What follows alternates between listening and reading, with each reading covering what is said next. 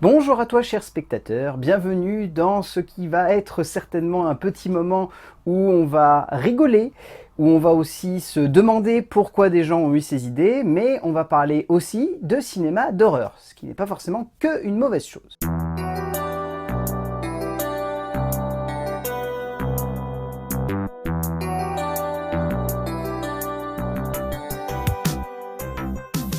Parce qu'on va pas se mentir, dans le cinéma d'horreur, il y a plein de bonnes choses. Il y a des choses merveilleuses même dans le cinéma d'épouvante. Le cinéma de genre ne cesse de se réinventer, de proposer de nouvelles visions de celui-ci, d'expérimenter, de voir un petit peu plus loin en fait que ce que le genre peut avoir de plus basique. Et au sein de tout ça, il y a cette idée du concept, de la super bonne idée qui fait qu'un film va sortir de l'ordinaire, va exploser, va potentiellement proposer quelque chose de novateur au spectateur. En tout cas, il y a des auteurs qui à un moment se disent « j'ai le petit truc en plus qui pourrait donner à un film cette saveur si particulière ». Et vous avez les mêmes, mais qui ont les pires idées au monde. Mais qui se disent quand même que ça peut tenir un film et que ça peut proposer un concept qui sorte de l'ordinaire. Hein. Donc ils y vont à fond, mais ça marche pas toujours.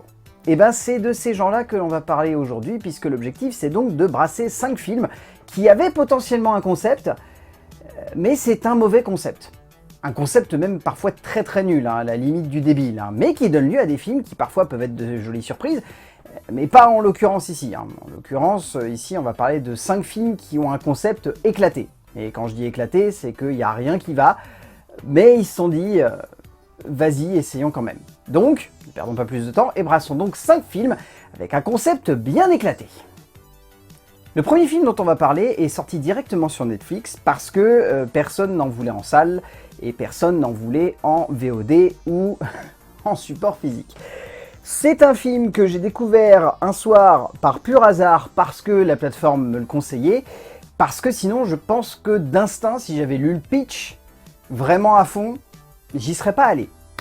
Il s'agit du Cercle de Mario Viscione et Aaron Hahn, qui a une idée simple sur le papier, qui aurait pu être fun si elle avait été entre de bonnes mains, mettre plein de gens dans la même pièce, sans qu'ils sachent réellement pourquoi ils sont là, ils sont enlevés, on ne sait pas par qui, on ne sait pas où, on ne sait pas comment, et ils doivent, chaque heure, je crois, si j'ai bonne mémoire, éliminer quelqu'un dans la pièce. Alors, ça fait un super concept pour un Koh-Lanta un peu hybride, mais au cinéma, c'est le vide intersidéral. Le film est pas très long, il dure 1h27, mais on voit le temps passer. C'est typiquement le genre de film, vous savez, qui est sorti dans cette veine du cinéma de genre où on se disait « Oh la vache, Cube, c'est trop cool, on pourrait faire pareil, mais avec un autre concept qui serait tout aussi fun » et voilà.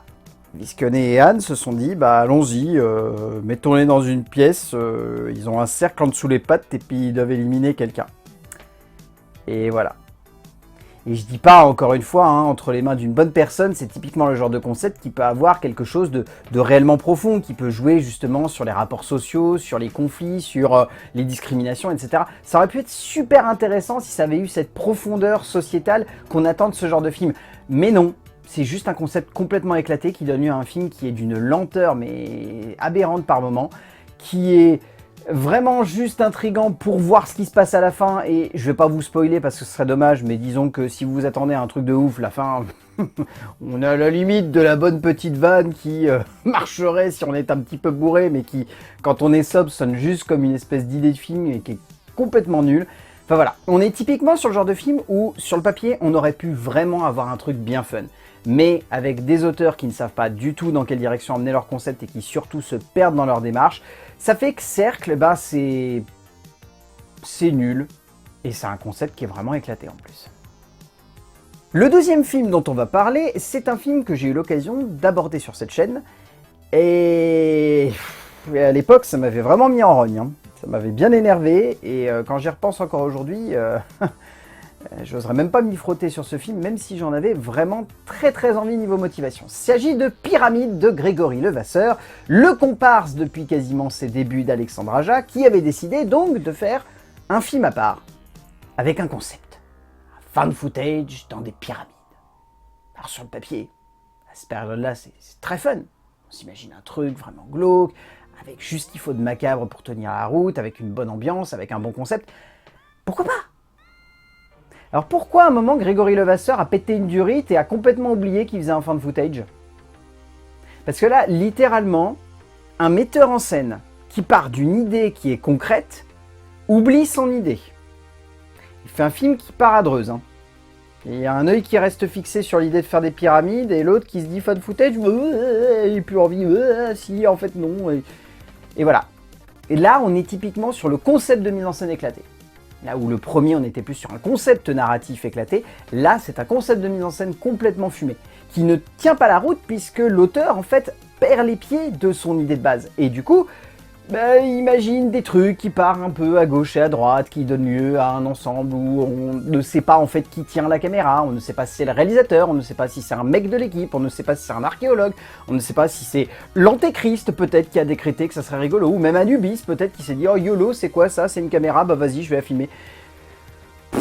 En fait, c'est ça qui me rend triste avec les fan footage faits par des auteurs qui ne veulent pas comprendre comment faire un fan footage. C'est-à-dire que si tu ne sais pas que tu as envie de faire un fan footage, ne le fais pas. Au moins, tu auras ton concept un peu fun, une bande d'archéologues qui débarquent dans une pyramide. Rien que ça aurait pu tenir la route. Ça aurait été très bien et potentiellement bien mis en scène, ça aurait pu être vraiment punchy. Mais le fait de greffer l'idée du fan footage parce que c'est dans l'air du temps et parce que c'est bankable, parce qu'il y a eu Paranormal Activity il y a quelques années avant, c'est débile. C'est débile et ça donne lieu à un film qui l'est tout autant et qui fait un peu de la peine. Et honnêtement, même encore aujourd'hui, je me souviens de certaines images où j'étais atterré de me dire où est la caméra? Qui prend la caméra? Qui la tient? Qui la filme? Et à partir du moment où ça te fait sortir du film, alors tu n'y crois plus une seule seconde à ce qui se passe devant toi. Donc, Pyramide de Grégory Levasseur, concept de mise en scène bien pété. Le troisième film dont on va parler, alors j'aurais pu prendre plein de films du réalisateur.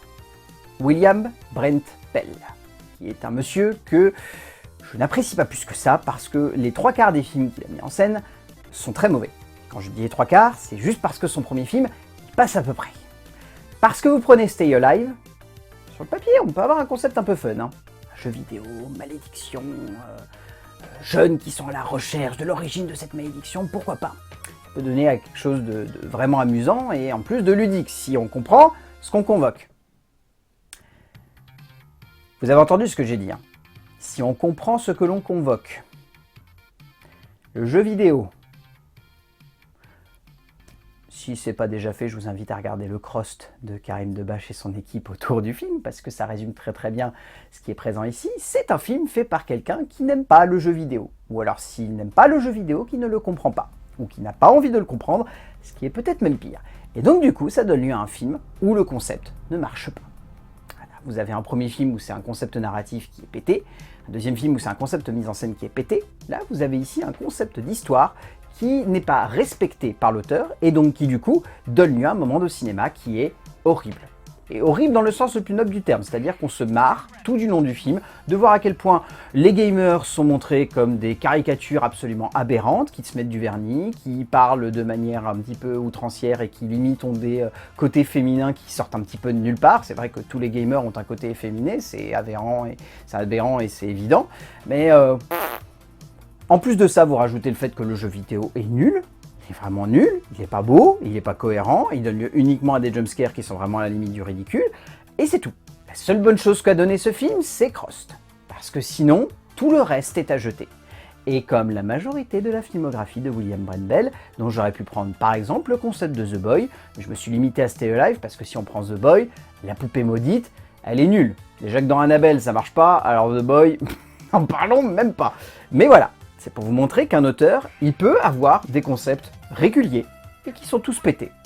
William Brent Bell est la magnifique démonstration de cela, et disons-le clairement, Stay Alive est un concept qui ne marche pas parce que l'auteur ne le respecte pas. Le quatrième film dont on va parler, à quel moment on se dit que ça peut marcher? À quel moment Jeff Wadlow, je pourrais aborder, pareil, la quasi-totalité de l'entièreté de la filmographie, parce que ce mec-là, je sais pas où est-ce qu'il chope ses idées, mais à part The Gallows, qui potentiellement avait une idée un peu fun, mais qui l'exploite super mal, et c'est dommage, il n'y a rien à sauver dans sa filmo. Et alors là, action, vérité.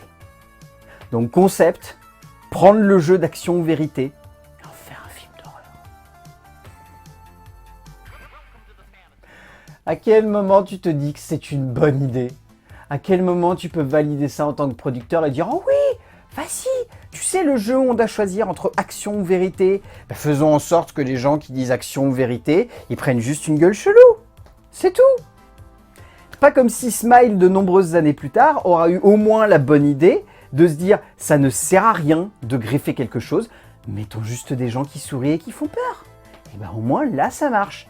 Parce que action ou vérité, c'est pas parce que tu as quelqu'un qui te regarde en faisant action ou vérité que ça va faire en sorte que ton film se tienne, parce que ça reste juste des gens qui disent action ou vérité. Alors dans ce cas, si tu dis vérité, t'as couché avec qui? Oh bah il couché avec machin, machin, machin. Et action, bah mets-toi la bouteille dans les fesses. Voilà, j'extrapole évidemment, je fais de la caricature. C'est pas ça action ou vérité, heureusement. Mais voilà, vous avez l'idée et le concept à mon avis débile qui a dû traîner dans la tête de Jeff Wadlow au moment où il s'est dit action ou vérité le film. Voilà. Alors là, c'est prendre un truc qui n'a rien à voir avec l'horreur et le greffer avec l'horreur et donner lieu à un truc mais qui est littéralement pas du tout crédible du début à la fin du film et qui en plus fait en sorte que non seulement en tant que spectateur on est à la limite d'être outré par ce qu'on voit, mais en plus on n'y croit pas une seule seconde parce que c'est vraiment ringard, c'est vraiment débile et c'est ridicule. Mais pareil que pour William Brent Bell, aller regarder la quasi-totalité de la filmo de Jeff Wadlow et honnêtement, c'est le seul mec qui a réussi à prendre Kick-Ass, à en faire un truc hyper générique et hyper débile et à gâcher la présence de Jim Carrey.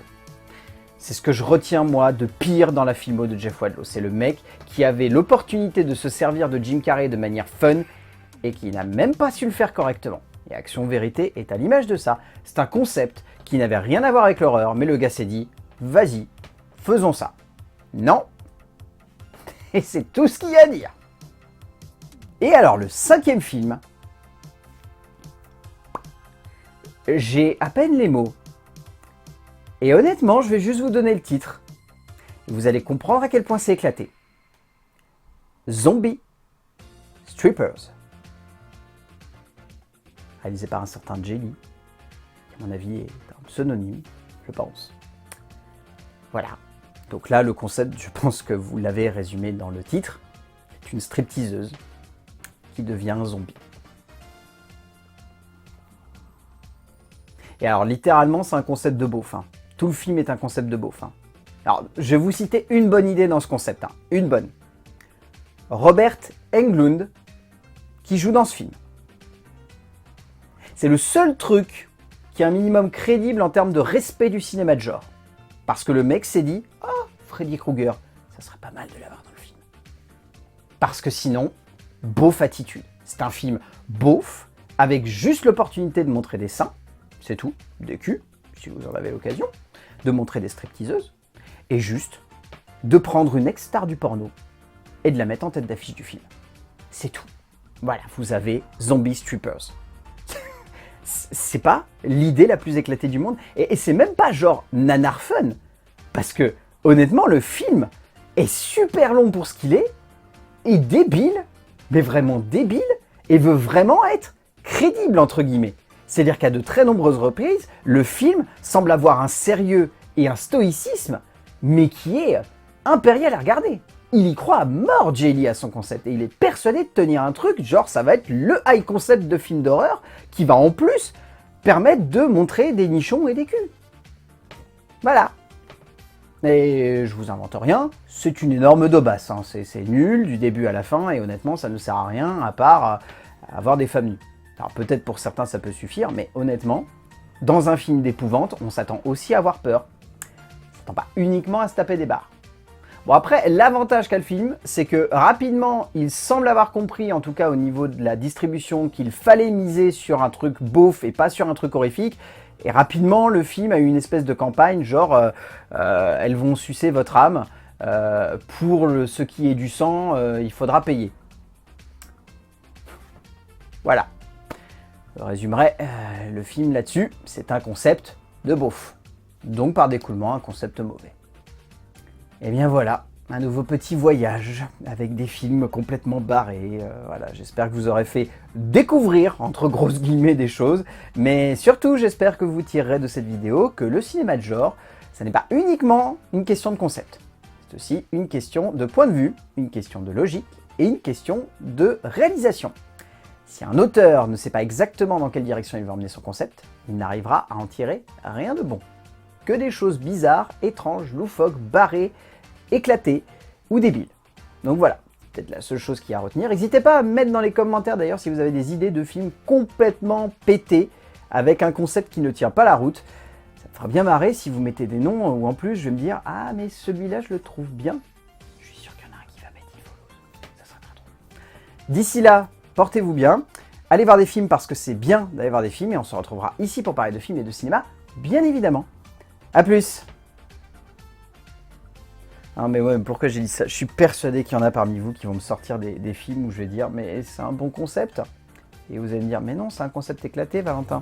Et je vais essayer de défendre le truc et on va tourner en rond.